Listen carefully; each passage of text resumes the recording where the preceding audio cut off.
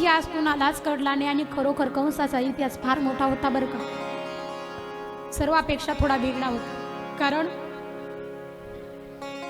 कंसाचं युद्ध खेळण्याची जी स्टाईल आहे, जे कार्य आहे ते थोडं फार वेगळं होतं. कारण मात्र नेहमी कंस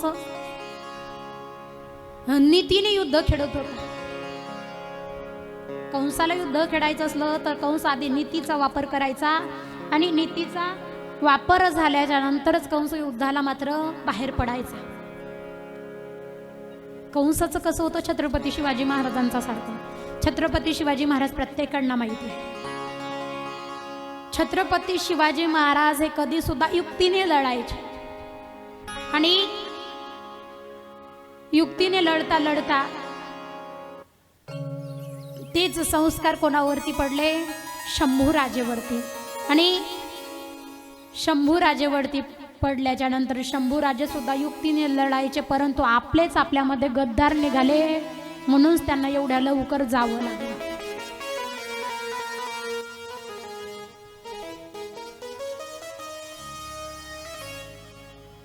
कंस सुद्धा छत्रपती शिवाजी महाराजांसारखं कसं लढायचं, काय करायचं आधी विचार करायचा, युक्ती करायचा.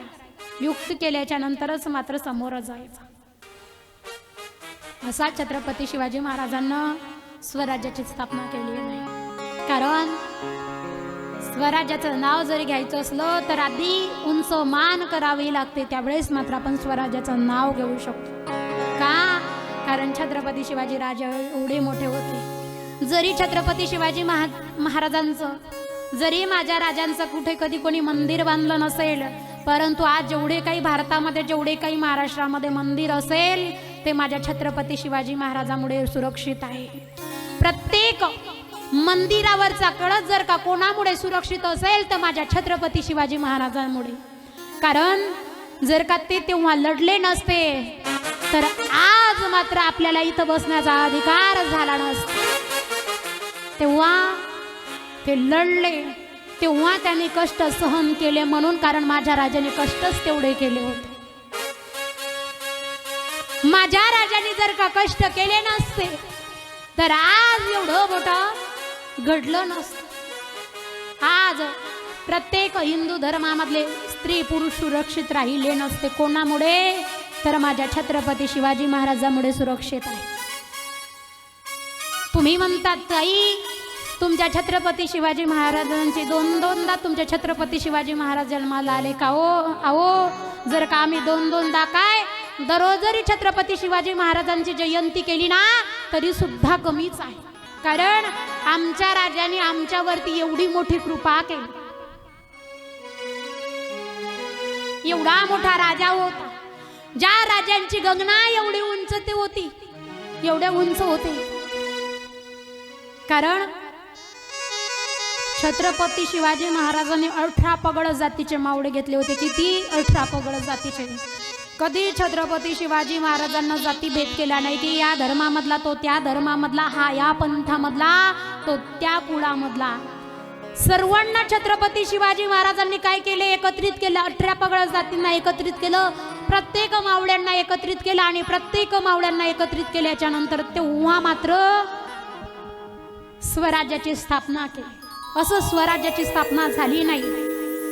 आधी कष्ट करावे लागते, तेव्हा मात्र कष्ट फळाला येतात. एकच राजा इथे जन्मला शिवनेरी किल्ल्यावर.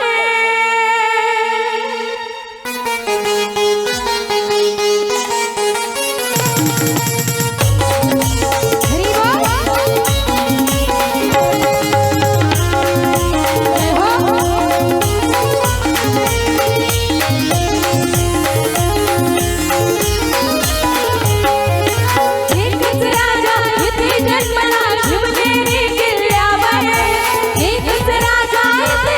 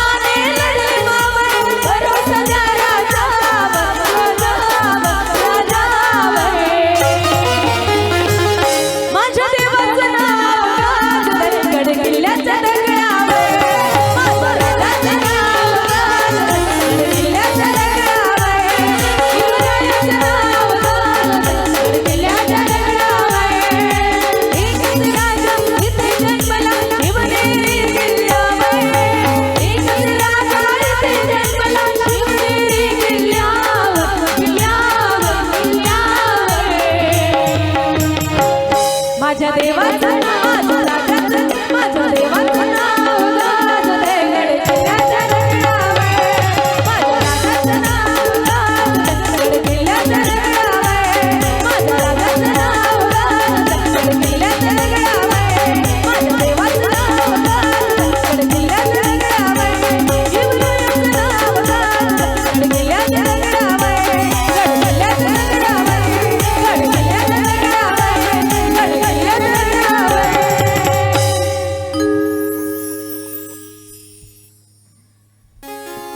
छत्रपती शिवाजी महाराज की जय. असे होते आपले छत्रपती शिवाजी राजे. कारण जर का त्यावेळेस त्यांनी कष्ट केले नसते, त्यावेळेस जर का शैनीतीने साम्राज्य निर्माण केलं नसतं, तर मात्र आज आपल्याला इथे बसण्याची संधी सुद्धा लाभलेली नसते. एवढे मोठे अनंत उपकार माझ्या छत्रपती शिवाजी महाराजांचे आहे. म्हणून मी तुम्हाला एकच सांगेल, प्रत्येक गावामध्ये, प्रत्येक कॉलनीमध्ये, प्रत्येक नगरामध्ये छत्रपती शिवाजी महाराजांची जयंती साजरी झालीच पाहिजे. का? कारण तो आपल्या बापाचा सण आहे. एक नाही, दोनदा थाटामाटामध्ये छत्रपती शिवाजी महाराजांची जयंती झालीच पाहिजे. म्हणतात ना 19 फेब्रुवारी साऱ्या जगात भारी. परंतु छत्रपती शिवाजी महाराजांचा टॅटू काढल्यानं नाही जमणार. कंपळावरती चंद्रकोर लावल्यानं नाही जमणार. गाडीवरती भगवा झेंडा लावल्यानं नाही चालणार. छत्रपती शिवाजी महाराजांचे विचार आधी मनामध्ये ओतावं लागेल, त्यावेळेस शिवाजी महाराजांना जन्माला येईल. प्रत्येक जण म्हणतात, राजे तुम्ही पुन्हा जन्माला या. राजे येतील पुन्हा जन्माला. आधी आपल्याला आधी जाऊ व्हावं लागेल. ज्यावेळेस मात्र आपण आधी जाऊ होऊ, त्यावेळेस मात्र छत्रपती शिवाजी महाराज जन्माला येतील. म्हणतात ना, जिच्या हाती पाळण्याची दोरी ती जगाला उद्धरी. आधी स्वतः आपल्याला जिजाऊ व्हावं लागेल. स्वतः आधी जिजाऊचे संस्कार आपल्याला स्वतः मनामध्ये घ्यावं लागेल. त्याच वेळेस छत्रपती शिवाजी महाराज परत जन्माला येईल. असेच राजे काही जन्माला यायला राजे काही रिकामे नाही. कारण जिजामाता स्वतः पतीची सेवा करत होत्या, स्वराज्याची सुद्धा सेवा करायच्या. एवढंच तर काय, वेळ आली तर हातामध्ये शस्त्र सुद्धा जिजामाता घ्यायच्या. वेळ पडली तर शत्रूवरती सुद्धा चाल करायच्या. एवढं सामर्थ्य जिजाऊ आऊसाहेबांमध्ये होतं. परंतु आजकालची जिजाऊ 2-2, 3-3, 4-4 तास टीव्ही बघते. इकडे शहाजी राजे येतात पण हाताने ताट वाळून घेतात, पण तरी सुद्धा आमच्या जिजाऊला काहीच फरक पडत नाही. काही फरक पडते का महिला मंडळी? काहीच फरक पडत नाही. कधीच माझ्या मासाहेबांनी आपल्या नवऱ्याचं नाव मुखामधून घेतलं नव्हतं. कधीच जिजाऊ आऊसाहेब अरे तुरे कधीच त्यांच्या नवऱ्याला बोलल्या नव्हत्या. आणि आजकालची जिजाऊ आऊसाहेब म्हणतात, फॅशन निघाली, अरे तुरे म्हणायचे, नावाने हाक मारत. कधीच आपल्या नवऱ्याला नावाने हाक मारू नाही. मी नाही सांगत, शास्त्र सांगतात.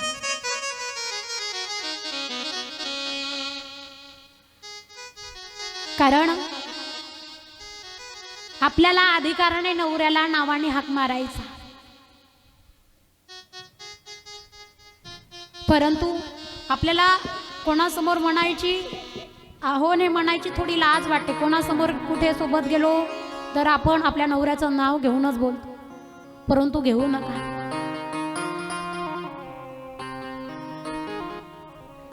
अहो ज्यावेळेस जिजाऊ आऊसाहेब गर्भ अवस्थेमध्ये होत्या, शहाजी राजे त्यांच्याकडे नव्हते, तरी सुद्धा स्वतःची काळजी घेतली. सर्व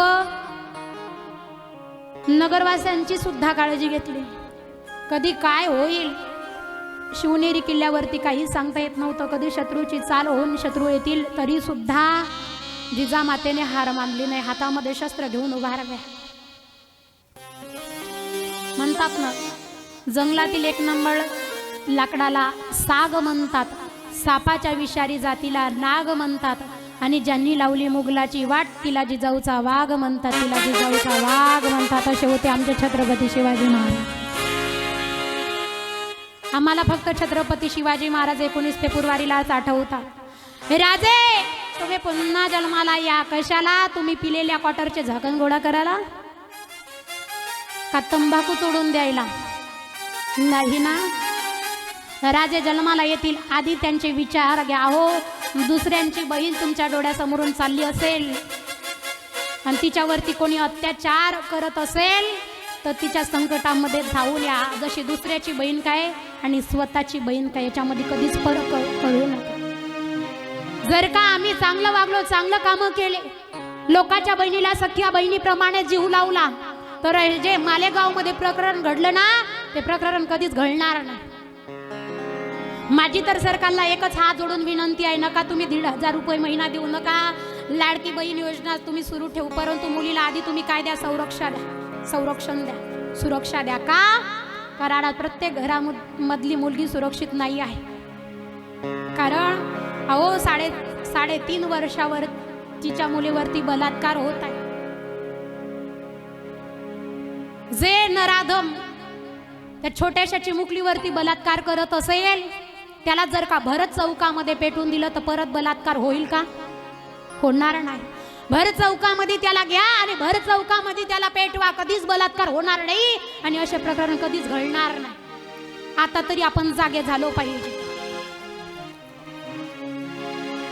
जागं झालं पाहिजे. थोडं तरी समाज कल्याण आपल्या या जगामध्ये झालं पाहिजे. कोणत्याच नराधमाची हिंमत झाली नाही पाहिजे प्रत्येक मुलीकडे ती वाईट नजरेने बघायची. तुम्हाला जर का मुलींनो माझी सुद्धा हात जोडून विनंती आहे, तुम्ही लावा लिपस्टिक लावा, तुम्हाला जे काही कोणते मोबाईल वापरायचे ते वापरा, जी कोणती गाडी चालवायची आहे ती गाडी चालवा, जसे कपडे घालायचे आहे तसे घाला, परंतु हातामध्ये शस्त्र घेण्याची सुद्धा हिंमत मात्र तुम्ही ठेवा. जर का तुम्ही हातामध्ये शस्त्र घेसाल तर कोणताच नराधम तुमच्याकडे वाईट नजरेने पाहणार नाही. जशी आपल्याला हाताने लाली लावता येईल तशी चप्पल सुद्धा मारता यावी, एवढं मुलीनं असं जगलं पाहिजे माणूस. कारण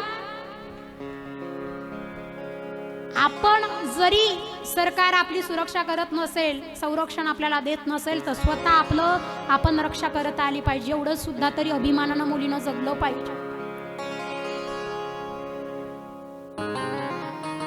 परंतु असं काही सांगितलं तर आमच्या डोक्याच्या वरतून जातं आणि डोक्याच्या वरतून गेल्याच्या नंतर मग असे बलात्काराचे विषय, लव जिहाद सारखे वाईट वाईट कृत्य मात्र आपल्या हिंदू धर्मामध्ये घडते.